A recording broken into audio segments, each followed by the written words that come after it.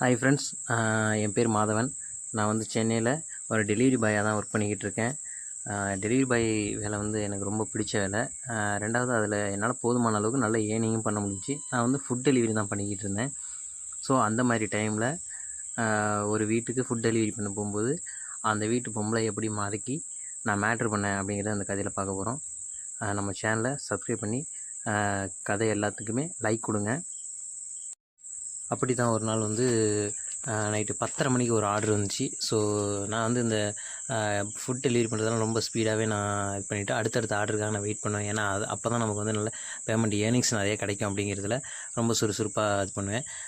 ஆஃப்டர்நூன்லேருந்து mid night வரைக்குமான food order தான் நான் வந்து அதிகமாக மேக்ஸிமம் செலக்ட் பண்ணி டெலிவரி பண்ணுறது. அதில் தான் நல்ல ஏர்னிங்ஸும் கிடைக்கும்.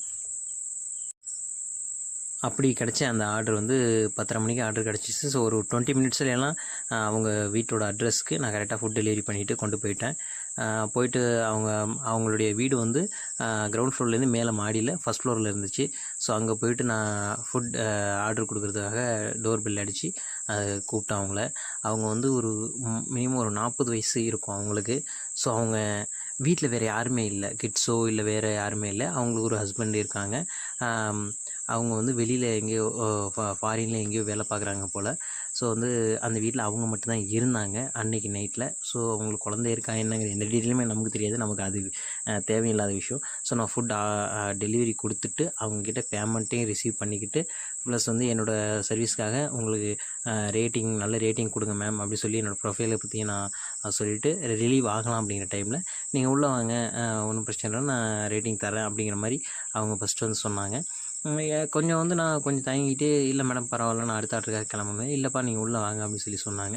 நான் உள்ளே போனதுக்கப்புறமே டக்குன்னு உடனே டோரை வந்து க்ளோஸ் பண்ணிட்டாங்க. எனக்கு அங்கே ஒரு பதட்டமான ஒரு விஷயம் வந்துருச்சு. ஏன்னா வந்து திடீர்னு வந்து இந்த மாதிரியான விஷயங்கள் வந்து கேஷ் வந்து ஏமாத்துறதுக்காக நிறைய பேர் லேடிஸ் பண்ணுவாங்க அப்படிங்கிற மாதிரியான கதைகள்லாம் நான் படிச்சிருக்கேன். நமக்கு அந்த மாதிரியான மேட்டர்லாம் நிறைய ஃப்ரெண்ட்ஸ் எல்லாம் நிறைய சொல்லியிருப்பாங்க. திடீர்னு சத்தம் போட்டு இல்லை ஏதோ பண்ணி வைப்பா, நீ என்ன ஏதோ பண்ண வந்துட்டேன்னு சொல்லி இது சத்தம் போடுவேன், கூப்பிடுவேன், போவேன், வருவேன்.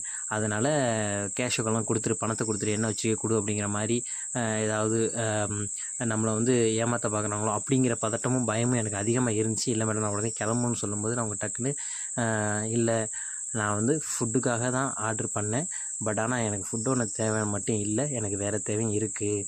ஸோ அதுக்கு நீங்கள் ஒத்துழைக்கணும் அப்படின்னு சொன்னாங்க. எனக்கு அது ஃபஸ்ட்டு ஷாக்கிங்காக இருந்துச்சு. அவங்க என்ன சொல்ல வராங்கிறது புரியல. ஏன்னா நான் இருந்த பதட்டமான சூழ்நிலை அதை என்னால் எதுவுமே புரிஞ்சிக்க முடியலை. அப்போ அந்த டைமில் நான் என்ன மேடம் நீங்கள் என்ன சொல்ல வரீங்கன்னு எனக்கு புரியல அப்படின்னு சொல்லி நான் பேசிக்கிட்டு இருந்தேன். இவ்வளோ உனக்கு என்ன வயசாகுது அப்படின்னு சொல்லி கேட்டாங்க. 32 வயசாகுது. கல்யாணம் ஆகிடுச்சான்னு கேட்டாங்க. இல்லை பேச்சுலர் தான் மேடம் அப்படின்னு சொன்னேன். இவ்வளோ வயசாகுதுன்னு இன்னும் சொல்ல வர்றது தெரியலை அப்படின்னு சொல்லி புரிஞ்சிக்க முடியலன்னு சொல்கிறீங்க, என்ன டியூப்லேட்டாக இருக்குது அப்படின்னு சொன்னாங்க. எனக்கு கொஞ்சம் ஷாக்கிங்காக இருந்துச்சு. ஏன்னா இந்த மாதிரி டெலிவரி பாய்ஸ்லாம் வந்து இந்த மாதிரியே மேட்ருக்கெல்லாம் நிறைய சான்சஸ் இருக்குது, இந்த மாதிரிலாம் பண்ணுவாங்க, அந்த ஆப்பர்ச்சுனிட்டிலாம் கிடைக்குங்கிற மாதிரிலாம் கதையாக தான் கேள்விப்பட்டிருக்கேன் தவிர என் லைஃப்பில் நான் அது வரைக்கும் அனுபவிச்சது கிடையாது. அந்த மாதிரி இன்சிடென்ட் நடந்ததும் கிடையாது. ஸோ எனக்கு அது கொஞ்சம் முதல்ல வந்து கொஞ்சம் பதட்டமாகவும் பயமாக இருந்துச்சு. அவங்க சொல்கிறது நிஜமா இல்லை இன்னும் நம்மளை ஏமாற்றுறதுக்கு தான் ட்ரை பண்ணுறாங்களா அப்படிங்கிற மாதிரியான விஷயம் தான் என் மைண்ட் செட்டில் ஓடிக்கிட்டே இருந்துச்சு. ஸோ அவங்க உனக்கு என்ன நம்பிக்கை இல்லையா வாயான்னு சொல்லி டக்குன்னு கையை பிடிச்சி இழுத்து இல்லை என்னோடய டிஷர்ட்லாம் பிடிச்சி இழுத்து பண்ணும்போது எனக்கு ஒரு மாதிரியாக இருந்துச்சு. எனக்கு ரொம்ப பயமும் என்னோடய இது திருப்பும் அதிகமாகிடுச்சு. டக்குன்னு அவங்க வந்து நீ எனக்கு இன்னும் ஒத்துழைச்சேன்னா நான் ரேட்டிங் மட்டும் இல்லை, நான் உனக்கு பேமெண்ட்டே தரேன் அப்படி சொன்னாங்க.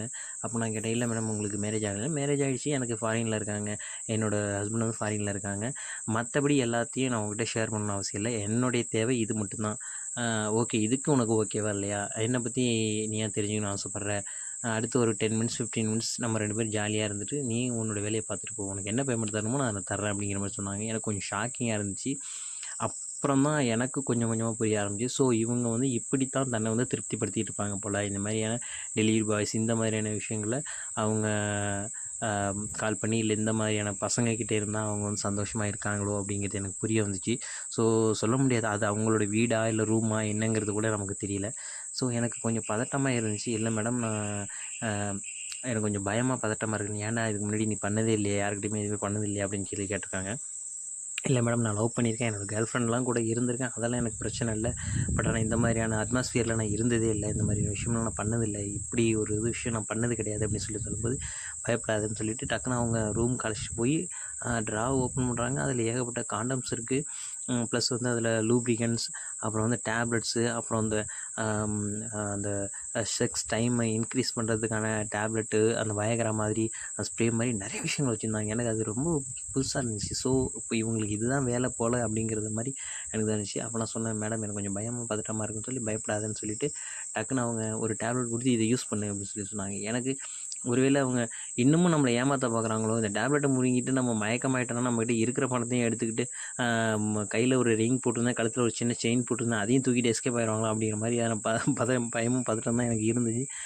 அதனால் மேடம் என்னால் முடியாதுன்னு சொல்லியிருந்தேன்னா, போடு ப்ளீஸ் தயவு செஞ்சு இந்த டேப்லெட்டை போடுன்னு சொல்லி கொடுத்தாங்க.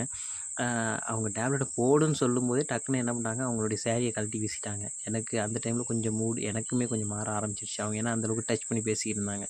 சரி ஓகே, இதுக்கு மேலே நம்ம ஜஸ்ட் ஒன்று ட்ரை பண்ணி பார்க்கலாம், ரொம்ப நாள் ஆச்சு அப்படிங்கிற அந்த ஒரு ஆசை எனக்குள்ளே வர ஆரம்பிச்சிருச்சு. நான் டக்குன்னு டேப்லெட் வாங்கி போடும்போதே அவங்க என்னோடய பேண்ட்டை கழட்ட ஆரம்பிச்சிட்டாங்க. இல்லை மேடம் எனக்கு கொஞ்சம் ஒரு மாதிரியாக இருக்குதுன்னு சொன்னால், ஒன்றும் பிரச்சனை இல்லைடா, நான் உனக்கு முழு ஒத்துழைப்பு தரேன், நீ என்னை நம்பலாம் அப்படின்னு சொல்லி சொன்னாங்க.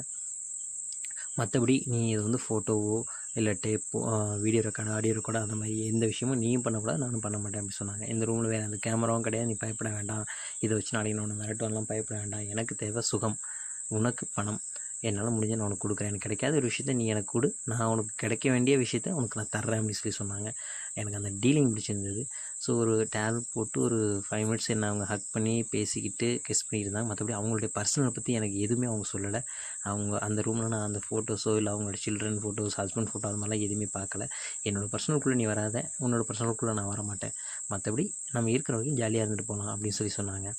எனக்கு ஒரு அடுத்து ஒரு 10 மினிட்ஸ் 15 மினிட்ஸ் இல்லைனா எனக்கு வந்து அவங்க பேசிக்கிட்டு இருக்கும்போதே எனக்கு வந்து என்னோடய வாழைப்பழம் நல்லா வெறப்பாகிறது எனக்கு புரிய ஆரம்பிச்சிருச்சு. ஸோ அவங்க வந்து கிஸ் பண்ணி ஹக் பண்ணி நாங்கள் பேசிக்கிட்டு இருந்தோம். அவங்க கொஞ்சம் கொஞ்சமாக அவங்களுடைய ட்ரெஸ்ஸை ரிமூவ் பண்ண ஆரம்பிச்சிட்டாங்க. ஸோ எனக்கு வந்து செக்ஸ் அனுபவமே இல்லைன்னு சொல்ல மாட்டேன், எனக்கு இருக்குது. ஆனால் அந்தளவுக்கு நான் அதை பண்ணது கிடையாது. ரொம்ப நாள் முன்னாடி லவ் பண்ணும்போது கேர்ள் ஃப்ரெண்டோடலாம் அந்த மாதிரி இருந்திருக்கேன், அவ்வளோதான். இருந்தாலும் சரி ட்ரை பண்ணுவோம் அப்படிங்கிற மாதிரி நானும் அவங்க கூட நல்லா ஒத்துழைக்க ஆரம்பித்தேன். நானும் ஃபுல் நியூடாக மாறிட்டேன். அடுத்த ஒரு 10-15 மினிட்ஸ் என்னால் அவங்கள எவ்வளோ திருப்திப்படுத்த முடியுமோ, கிட்டத்தட்ட ஒரு மூவிஸில் அடல்ட் மூவிஸில் வர அளவுக்கு நான் அவங்கள வந்து நல்லாவே பண்ண ஆரம்பிச்சிட்டேன். அவங்க நல்லா பண்ணாங்கங்க, நான் பண்ணேங்கிறத விட அவங்க எனக்கு நல்லா பண்ணாங்க. இன்னும் சொல்லப்போனால் என்னைய மல்லாக்க படுக்க வச்சு அவங்க என் மேலே ஏறி குதிரை சவாரி பண்ண ஆரம்பிச்சிட்டாங்க. அது மாதிரி ஒரு லேடிஸ் எனக்கு வந்து என் லைஃப்பில் நான் பண்ணவே கிடையாது. படத்தில் மட்டும் தான் பார்த்துருக்கேன்.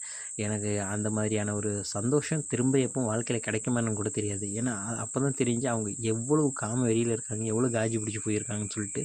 கிட்டத்தட்ட ஒரு 10-15 நிமிஷம் மட்டுமே அவங்க மட்டுமே என்னை படுக்க வச்சு செஞ்சாங்க. என்னால் அதை மறக்கவே முடியாது. என்னால் மேடம் ரொம்ப முடியலை, ரொம்ப என்னால் தாக்கு பிடிக்க முடியலை மேடம் சொல்லும்போது, பரவாயில்லடா அப்படியே இருக்கட்டும், அப்படியே செய்யலாம் அப்படின்னு சொல்லியிருந்தாங்க.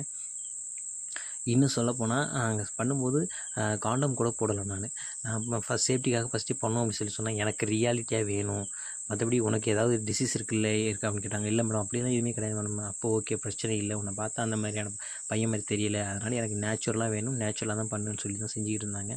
அவங்களுமே கிட்டத்தட்ட ரொம்ப வெறித்தனமாக செஞ்சுக்கிட்டு இருந்தாங்க. எனக்கும் மூடு ஏற ஏற ஏற நானும் வெறித்தனமாக செய்ய ஆரம்பித்தேன்.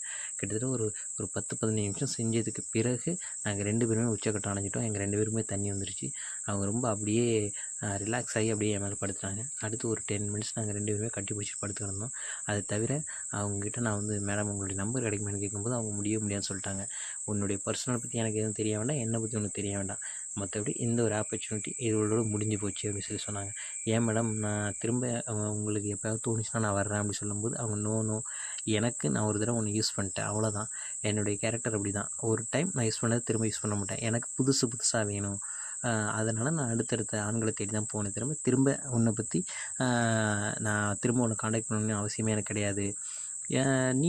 நீ வேணால் என்னை பற்றி நினச்சிக்கிட்டு இருக்கலாம், எனக்கு இனிமேல் அடுத்த ஆம்பளை தேடி நான் போயிடுவேன், என்னோடய கேரக்டர் அப்படி தான், அதனால் நீங்கள் இங்கேருந்து போ, அதுக்காக என்னை பற்றி நினச்சிக்கிட்டு அப்படியே ரொம்ப இது பண்ணாத, இந்த மொமெண்ட்டை என்ஜாய் பண்ணிவிட்டு நீ ஜாலியாக போ அப்படின்னு சொல்லி எனக்கு ஒரு 1000 ரூபா பேமெண்ட் கொடுத்தாங்க.